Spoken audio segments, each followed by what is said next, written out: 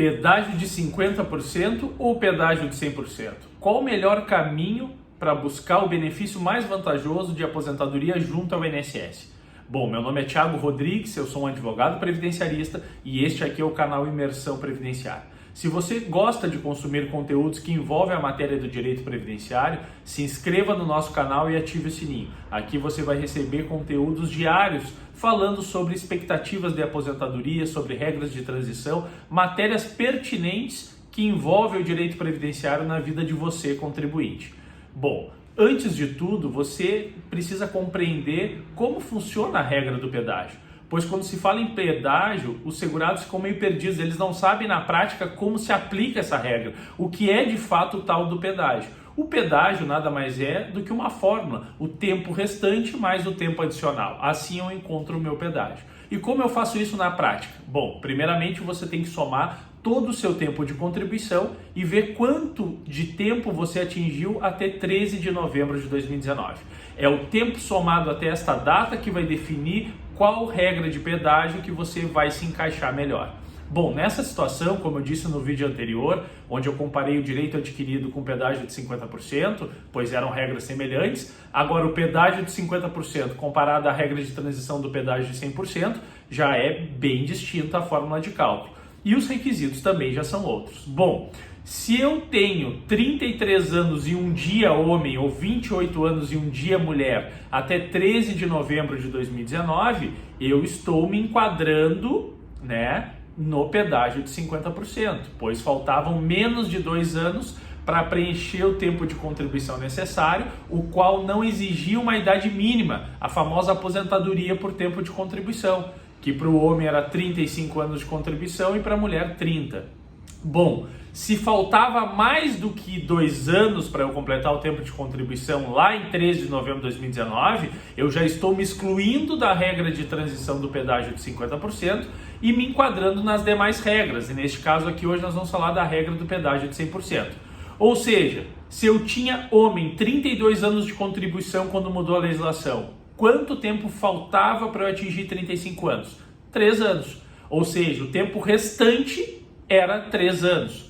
E o tempo adicional no pedágio de 100% é 100% do tempo restante, ou seja, mais 3 anos. Então, tempo restante 3 anos, mais tempo adicional 3 anos, fica um pedágio de 6, que é o tempo restante mais o tempo adicional. Ou seja, se lá em 2019 eu tinha 32 anos de contribuição, eu tenho que somar mais 6 anos de contribuição para preencher o tempo de 35 anos, o cumprimento do pedágio. Então eu vou ter que ter um total de 38 anos de contribuição. Só que diferentemente do pedágio de 50%, o qual não exige uma idade mínima, para o pedágio de 100% eu já preciso ter uma idade mínima também. Para os homens, o mínimo de 60 anos e para as mulheres, o mínimo de 57 anos. Ou seja, neste caso hipotético que eu trouxe, o sujeito tem que ter então 35 anos de contribuição, cumprir os 6 anos de pedágio, que é o tempo restante mais o tempo adicional, e ainda ter 60 anos de idade. Nesta regra, para fins de cálculo da renda mensal inicial, nós temos uma média contributiva de todo o período básico de cálculo, que inicia lá em julho de 94, ou na data que você começou a contribuir, se foi posterior a julho de 94, até um mês antes da data de entrada do requerimento. Dando o velho exemplo, se eu tenho um período básico de cálculo de julho de 94 até um mês antes da data do meu benefício, vamos supor que tenha 300 meses, eu vou ter uma soma de todos esses salários de contribuição corrigidos monetariamente até a data da entrada do meu requerimento de aposentadoria, e a soma de todos esses valores será dividido pelo número de meses do período básico de cálculo, que neste caso, no meu exemplo, são 300 meses. Dividindo esse montante por 300, eu chego na minha média, eu chego no meu salário de benefício. Neste caso, no pedágio de 100%, eu ganho 100% do meu salário de benefício, ou seja, a renda mensal inicial do meu benefício será 100%. Se minha média é R$3.000, minha renda mensal inicial será R$3.000.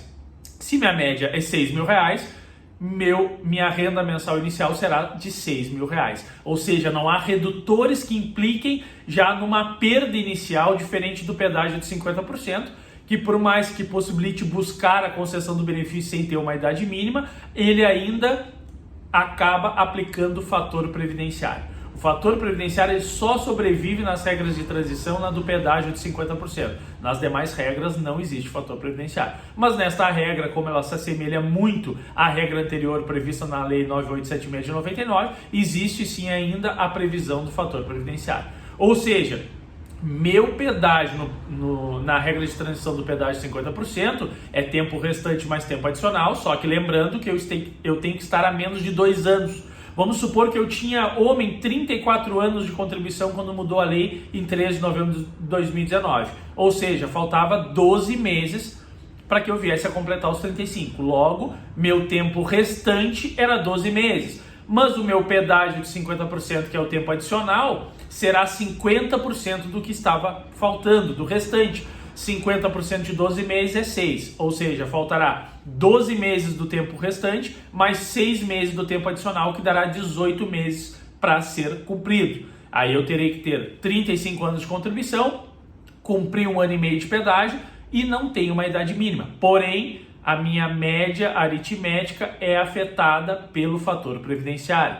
Muitas vezes, se eu tenho uma média de 5, 6 mil reais, dependendo da minha expectativa de sobrevida e de uma idade precoce, eu posso vir a perder 50%, 60% na arrancada já.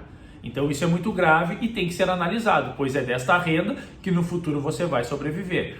Já no pedágio de 100% não existe a aplicação do fator previdenciário, eu ganho 100% da minha média.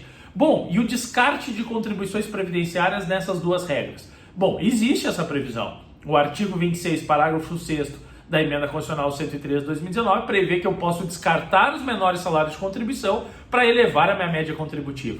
Porém, como eu preciso ter um tempo de contribuição alto, geralmente eu não consigo descartar muito o salário de contribuição. Geralmente no pedágio de 100%, a não ser que eu tenha mais do que 40 anos de contribuição, eu não consigo descartar muito os salários de contribuição para elevar a minha média. Então, muitas vezes, ganhar 100% da média não quer dizer que é o melhor caminho, pois eu posso ganhar 100% de uma média menor, enquanto em outras regras eu posso ganhar 60%, 70% de uma média bem maior. E aí eu pergunto a você prefere ganhar 100% de uma média de 3 mil reais ou 60% de uma média de 7 mil? Então, nem sempre é o coeficiente que vai demandar qual será a menor renda pelo menor coeficiente. Às vezes o menor coeficiente traz uma maior renda porque ele vai de acordo com o descarte e a média que se eleva com o descarte do salário de contribuição. Então, se eu conseguir descartar salário de contribuição para elevar minha média, eu vou ver quanto eu perdi no meu coeficiente. Já o meu coeficiente aplicado sobre aquela média com salários descartados, eu vou ver se vai valer a pena ter descartado ou não.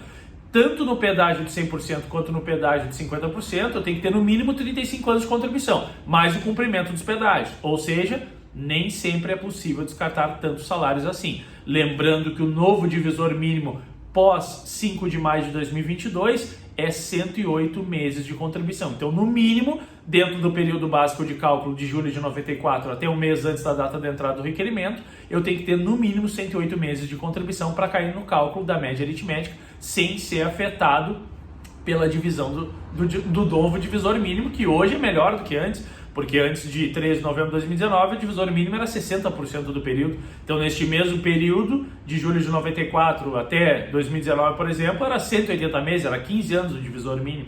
Então, isso inviabilizava muito, né? Às vezes, tu melhorar a tua média descartando apenas os 20% menores salários de contribuição.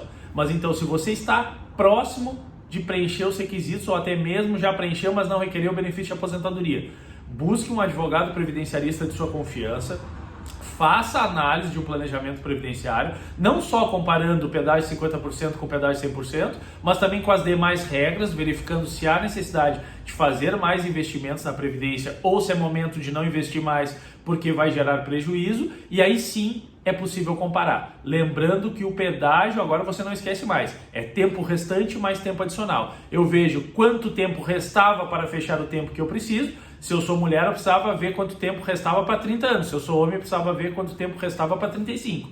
E a partir daí, eu calculo o tempo restante mais o tempo adicional. Se é pedágio de 50%, é 50% do tempo restante vai ser o meu tempo adicional. Se é o pedágio 100%, é 100% do tempo restante, é meu tempo adicional. E aí eu vou saber exatamente para qual regra eu estou me encaminhando. Lembrando que no pedágio de 100%, diferente do pedágio de 50%, se exige uma idade mínima. no pedágio de 100%, 60 anos homem, no pedágio de 100% para as mulheres, 57 anos mulher. Se você ficou com dúvida ou se quer compartilhar a sua dúvida conosco aqui, deixe seu comentário abaixo, que eu estarei aqui, dentro do possível, tentando te ajudar a esclarecer e achar o melhor caminho para conseguir a concessão do benefício mais vantajoso.